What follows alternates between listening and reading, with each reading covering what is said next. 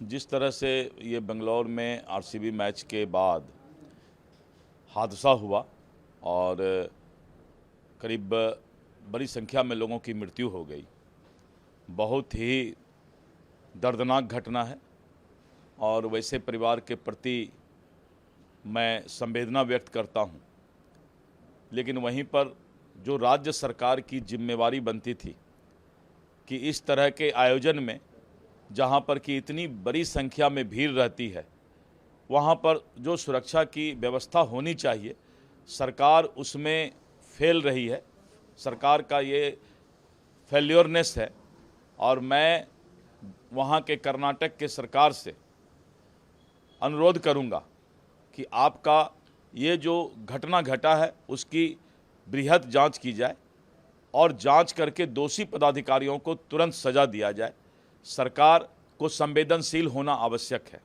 प्रधानमंत्री कल ऑपरेशन सिंदूर के बाद पहली बार मंत्रिपरिषद की बैठक की और बोले कि स्वदेशी हथियारों ने अपना दम दिखाया। देखिए, मैं बता रहा हूं आपको, प्रधानमंत्री जी शुरू से बोलते हैं कि वोकल फॉर लोकल, और जिस तरह से भारत में बना हुआ हथियार ने इस बार ऑपरेशन सिंदूर में दम दिखाया और उसके चर्चा पूरे दुनिया कर रही है कि भारत आत्मनिर्भर बनता जा रहा है। और वहीं पर जो चीन का ड्रोन था वो रास्ते में ही विफल हो गया।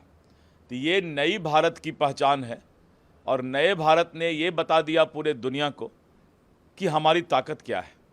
तेजस्वी यादव है लगातार बिहार में स्वास्थ्य व्यवस्था को लेकर सवाल खड़े कर रहे हैं कि बिहार में स्वास्थ्य व्यवस्था आईसीयू की स्थिति में आ गई है और उसके दोषी मंगल पांडे का नाम बदलकर और नीतीश कुमार। देखिए, स्वास्थ्य व्यवस्था में अगर आप कंपैरेटिव चार्ट बनाएं, अगर आप देखें कि आज़ादी से लेके और करीब करीब 65 साल तक पूरे देश के स्वास्थ्य व्यवस्था को जिस तरह से कांग्रेस और कांग्रेस के चट्टे बट्टे जो पार्टी उनके साथ थे जो बदहाल बना कर रखा है, मैं धन्यवाद देता हूं नीतीश कुमार जी के सरकार को, नरेंद्र मोदी जी को, प्रधानमंत्री जी को, कि उन्होंने इतनी बड़ी भारी संख्या में, क्योंकि सबसे बड़ा डॉक्टर का कमी था, पैरामेडिकल स्टाफ का कमी था, और डॉक्टर और पैरामेडिकल स्टाफ आज़ादी से लेके और 65 वर्ष तक, 70 वर्ष तक जब तक इन लोगों ने शासन किया तो पूरे देश में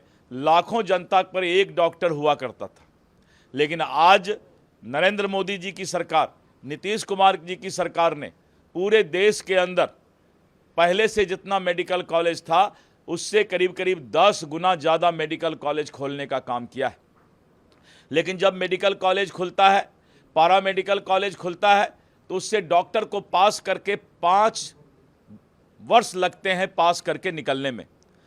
तो इसका असर अब आने वाले दिनों में दिखाई पड़ेगा कि पूरे देश के अंदर डॉक्टर और पैरामेडिकल स्टाफ की कमी नहीं रहेगी। तो ये पाप तेजस्वी जी और कांग्रेस के सरकार ने किया कि आज़ादी से 65 वर्ष तक उन्होंने ना डॉक्टर के लिए और ना ही पैरामेडिकल स्टाफ के लिए कोई विस्तृत रोड मैप बनाया था। ये तो धन्य है नीतीश कुमार जी और नरेंद्र मोदी जी, जिन्होंने पैरामेडिकल कॉलेज, मेडिकल कॉलेज की संख्या बढ़ाई। अब डॉक्टर की संख्या बढ़ेगी, पैरामेडिकल स्टाफ की संख्या बढ़ेगी तो स्वास्थ्य विभाग दुरुस्त होगा। जाति जनगणना के मुद्दे को लेकर भी तेजस्वी यादव हमला हो रहे हैं आप लोग पर, कहा है कि ये भाजपा के लोगों की मंशा ठीक नहीं है। पहले भी हमने कहा था कि बिहार चुनाव को देखते हुए इस घोषणा की है और हमारे दबाव और पुरानी मांगों का कारण है कैबिनेट से इसको पास। तेजस्वी यादव क्या चाहते हैं? अगर जातीय गणना भारत सरकार करा रही है तो उनको क्यों चिंता हो रहा है? उनको चिंता हो रहा है कि नरेंद्र मोदी जी की लोकप्रियता जातीय गणना के बाद बढ़ी है, इसीलिए इन लोगों को जो है नरेंद्र मोदी जी और नीतीश कुमार जी के सरकार की लोकप्रियता की चिंता हो गई है।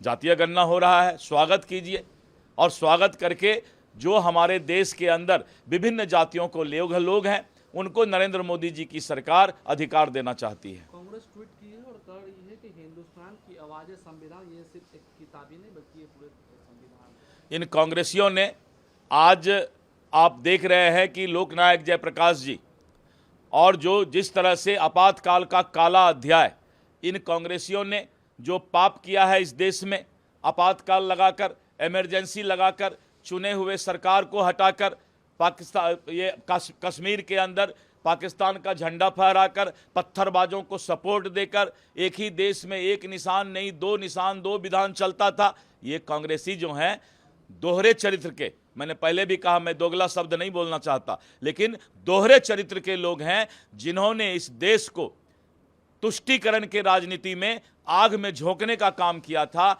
आज संविधान का सही न्याय इस देशवासियों को मिल रहा है।